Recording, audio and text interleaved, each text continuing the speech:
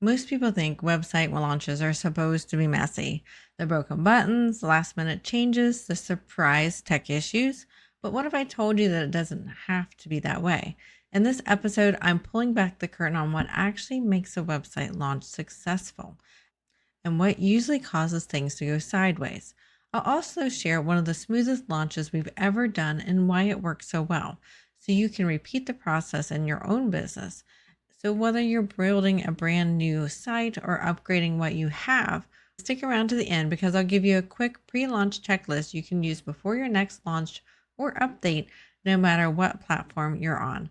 Let's dive in. Struggling to turn website traffic into real sales? You're not alone, and you don't have to figure it out all yourself. Welcome to Smarter Online Business, the podcast for course creators, coaches, and e-commerce entrepreneurs who want their websites to convert visitors into buyers without the tech overwhelm. I'm your host, Carrie Saunders, a website strategist and conversion expert with over 20 years of experience.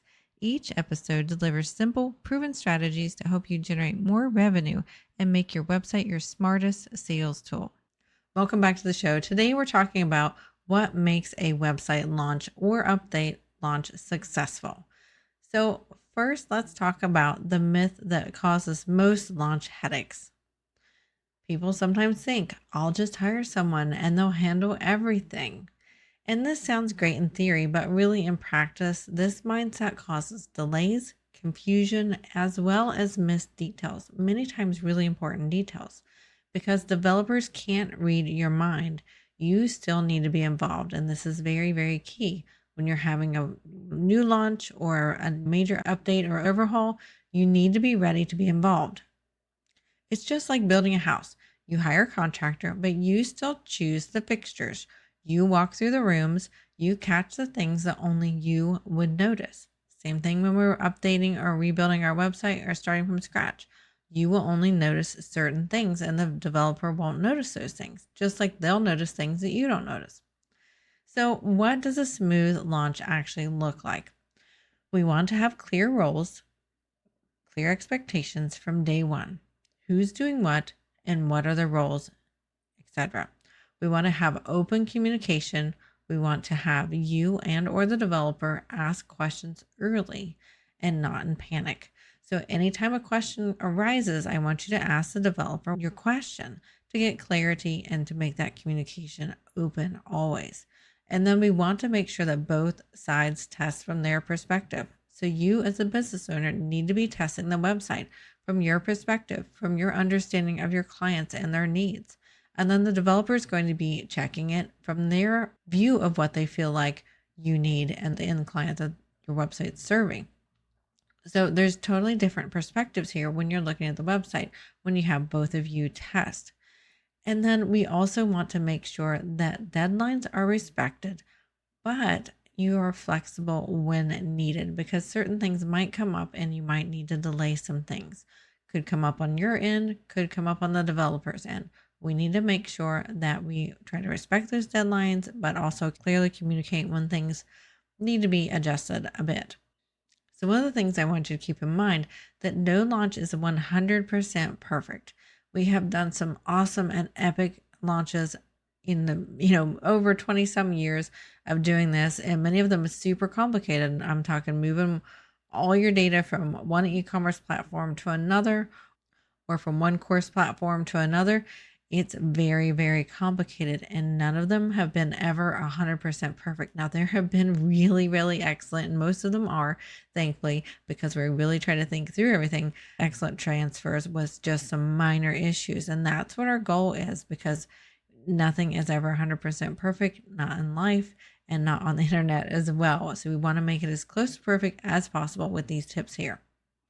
Now, just recently, we moved one client from one specific shopping cart software to another specific shopping cart software. And it worked out really well, which is what inspired me to create this podcast episode for you, because I wanted to talk about what went well and what didn't and why. So what went really well is that the client reviewed everything on their end.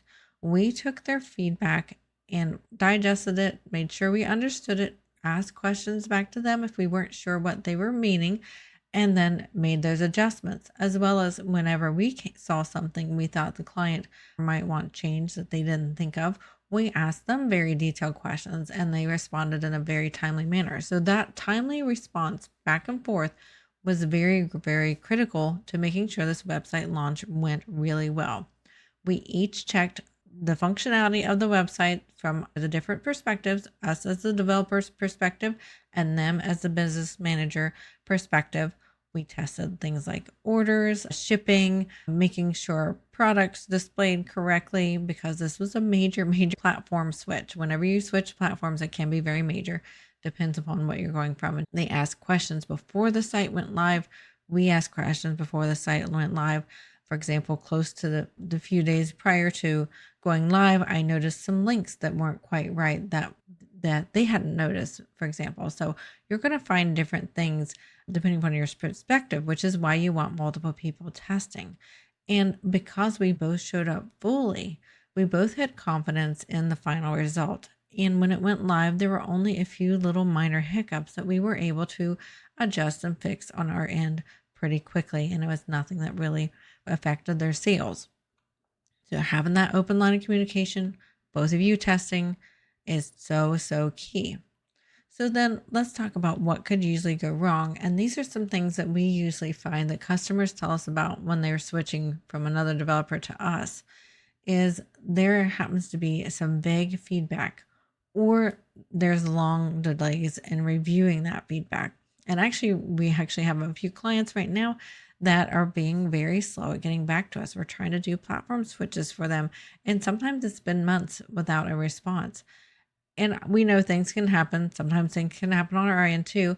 But whenever they take that delay, this is from a developer's perspective, whenever they take that delay and get back to us, say 3-4 weeks later, we're not prepped and ready to jump back into that site, because we've been reminding them and we're going to have to move on to work on another client site. So then we got to work them back into our schedule.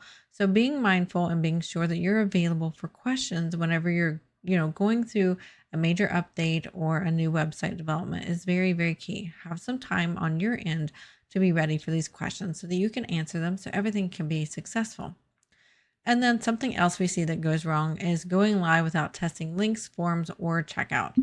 We obviously do that on our end, and we ask our clients to do it as well, because they have a different perspective of it. So whenever you haven't tested your website, say you have a developer and you think they've done a good job, you still need to make sure you're testing these things, because they may have missed something. So make sure you are testing before going live your links, forms, and your checkout. And then we also sometimes see that clients assume that the developer will catch everything. Again, we're coming back to the same thing again, where the developer has a certain perspective, just like we all have different perspectives on what we observe and see than the client does. So you need to do your part in testing as well. And then on the flip side, sometimes we see developers assume that the client will know what to check. So whenever we're working on a project, we try to be very specific to the client on what we want them to check. And we also leave it open-ended and say anything else that you think of that's very important on your website. So making sure that your developer gives you some specific instructions on what they want you to check is very key to having something not crop up and surprise either one of you, because these small issues could equal broken links, broken trust, and lost sales. So we want to make sure we're avoiding that when we're doing a big update or a brand new website. So the whole theme on this podcast episode is, if you're planning a website launch or thinking about switching platforms, the best thing you can do is plan collaboratively. It's going to work so much better if you're side by side with your developer and both of you are working as a team. And if you're working with a developer or don't have one, we also have done for you services and done with you services where we can help make sure that your website transition goes really smoothly through us. We support migrations, redesign, or custom features as well. And you can always ask your pre-launch questions in our free Facebook group at smarteronlinebusiness.com/Facebook. So I want to talk about that bonus tip now, that 5-point pre-launch checklist. Before you launch or even update, you are going to want to check these things. First, all links work. Want to make sure you're testing the top navigation as well as the footer, as well as buttons. And then number 2, Your forms are submitting and sending the emails like they should. Number 3, the mobile version looks clean and scrolls well and is very clear. Number 4, your homepage says who you help and what you offer. This can be easily missed. It seems pretty simple, but it can be easily missed. And lastly, someone not on your team does a walkthrough. It's a really good idea to get a third party involved if you can, whether that's a business friend or somebody else, maybe at the company that's not been as involved in the project. That can really help see a few things that you and or the developer may have missed. And you have put in a ton of work. We want to make sure that these small details don't hold your site back when doing that major update or major upgrade. That's all we have for this week's episode of the Smarter Online Business Podcast. We would be so grateful if you rated or reviewed us on Apple Podcasts, as that helps get the word out to other business owners just like you and help them make sure that their website is effective and is a great sales tool for them. And we will see you next week.